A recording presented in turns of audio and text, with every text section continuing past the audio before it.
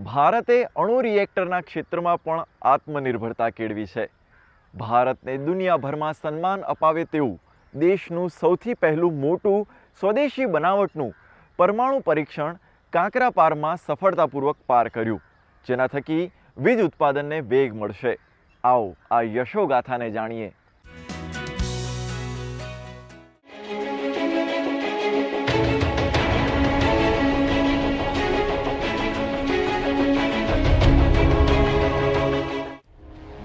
जुलाई 2020 ભારતના atomic power sector માટે એક ઐતિહાસિક દિવસ. એક ડગ માંડીને ભારત દુનિયામાં આગળ વધી રહ્યું છે અને ઇતિહાસ બનાવી રહ્યું છે. સુરત શહેરથી 80 કિલોમીટર દૂર તાપી નદીના કિનારે આવેલા કાંકરાપારના એટોમિક પાવર સ્ટેશન ખાતે KAPP-3 રિએક્ટર તૈયાર કરવામાં આવ્યું અને તેનું પ્રથમ વખત સફળતાપૂર્વક સંચાલન કરવામાં આવ્યું. અહીંના વિદ્યાર્થીઓનું શું કહેવું છે, આવો જાણીએ. ભારતના વૈજ્ઞાનિકો દ્વારા તે સ્વદેશી રીતે બનાવવામાં આવ્યો છે અને અમને તેના દ્વારા ખૂબ સારી એવી ઇન્સ્પિરેશન મળે છે અને અગાઉ ફ્યુચરમાં અમે પણ એ રીતે કંઈક નવું આગળ કરીશું એવી અમને પ્રેરણા મળે છે. કે આપણા ભારત દેશનો પહેલો 700 મેગાવોટનો પ્લાન્ટ છે ને આ રિએક્ટર બન્યું છે એના પાછળ આપણા પોતાના બધું વસ્તુ આપણા ઇન્ડિયાનું જ છે ને એ 2010માં એનું કામકાજ ચાલુ થયેલું અને 2020માં એ પૂર્ણ થયેલું છે. 10 વર્ષ, ખાલી 10 જ વર્ષમાં આપણે આટલી મોટી સિદ્ધિ મેળવી છે આપણા દેશે, જે આપણા માટે ખૂબ જ ગૌરવપૂર્વક વાત છે. આ રિએક્ટરની ડિઝાઇન ભારતીય વૈજ્ઞાનિકો અને એન્જિનિયરોએ તૈયાર કરી આપી છે. નિર્માણ કાર્યમાં પણ સંપૂર્ણ સ્વદેશી ટેકનોલોજીનો ઉપયોગ કરવામાં આવ્યો છે અને સૌથી મોટી ઉપલબ્ધિ એ છે કે આ સ્વચાલિત એવો પ્રોજેક્ટ છે કે જેની કેપેસિટી 700 મેગાવોટ વીજ ઉત્પાદનની છે. આ રિએક્ટર મેક ઇન ઇન્ડિયાનું ચમકતું દ્રષ્ટાંત છે, જે ભારતની આત્મનિર્ભરતાને વ્યક્ત કરે છે. આ પ્લાન્ટનો વિકાસ અને operation nuclear power corporation of India એટલે કે NPCIL કર્યું છે. આ પ્લાન્ટ કેવી રીતે કાર્ય કરશે તે જાણવા જેવું છે. हमने पहले चरण में जो तकनीकी महारत है वो हासिल कर ली है और अब हम तीव्र गति से विकास के दौर में प्रवेश कर चुके हैं. दूसरा चरण होगा जिसमें कि पहले चरण में के रिएक्टरों से उत्पादित प्लूटोनियम के पर आधारित ब्रीडर रिएक्टरों की स्थापना की जाएगी. ब्रीडर रिएक्टरों की विशेषता ये होती है कि ये बिजली बनाने के साथ साथ जो फ्यूल है, जो ईंधन है, उसका भी निर्माण करते हैं और जितनी ईंधन की इनमें खपत होती है उससे ज़्यादा ईंधन का निर्माण करते हैं. और उस दूसरे चरण के बाद में हम जाएंगे थोरियम के उपयोग पर.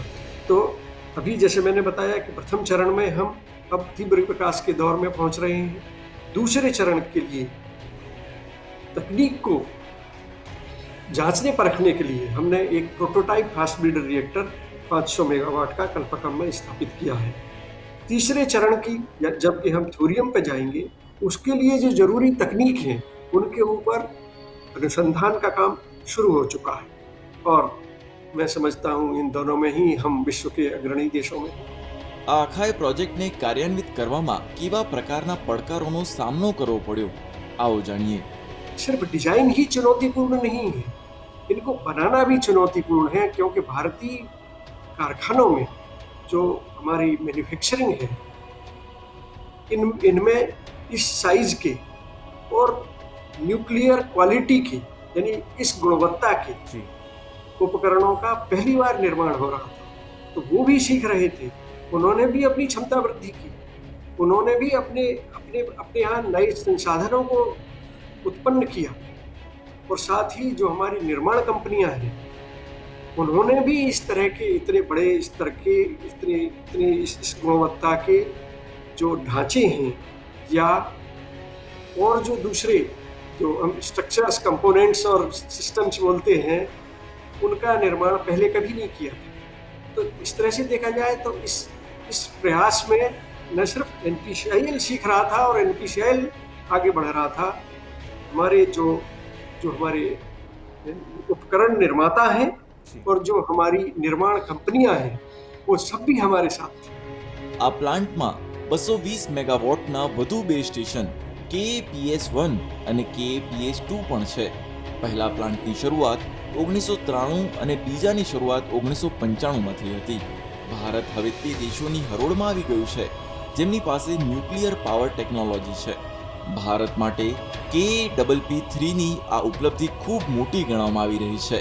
પીએમ મોદીએ ખુદ ટ્વીટ કરી આ અંગે વૈજ્ઞાનિકોને શુભેચ્છા આપી હતી.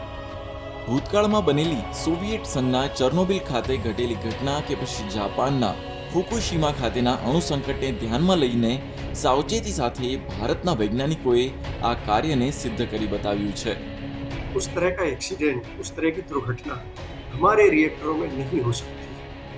फुकुशिमा एक्सीडेंट के बाद हमने ही नहीं पूरे विश्व ने उस एक्सीडेंट की, उस दुर्घटना के कारणों की गहन जांच पड़ताल की थी और उस जांच पड़ताल के जो निष्कर्ष थे वो आपस में साझा भी किए थे. इस तरह से जो एक सर्वमान्य समझ बनी थी, उससे जो हमें सीखने को मिला, उस सीख को इस्तेमाल करते हुए हमने अपने सभी रिएक्टरों सभी रिएक्टरों को रिव्यू किया, उनकी समीक्षा की और जहाँ ज़रूरत थी वहाँ और ज़्यादा उनको सुदृढ़ किया, उनकी सुरक्षा प्रणालियों को और ज़्यादा सुदृढ़ किया. यही इस रिएक्टर में भी किया जो कि उस वक्त निर्माणाधीन था. 2021 સુધીમાં કાકરાપારમાં ચોથો પ્લાન્ટ પણ શરૂ થવાની આશા છે. વર્તમાનમાં ભારત પાસે 22 પરમાણુ રિએક્ટર છે જેની કુલ ક્ષમતા 6780 મેગાવોટ છે અને વિશ્વમાં ભારત 13મું સ્થાન ધરાવે છે. ભવિષ્યમાં આ પ્રકારની ઉપલબ્ધિઓ ભારત માટે પરમાણુ ઉર્જાના નવા દ્વાર ખોલશે. ગુડ ન્યૂઝ ગુજરાત ટીમનો રિપોર્ટ.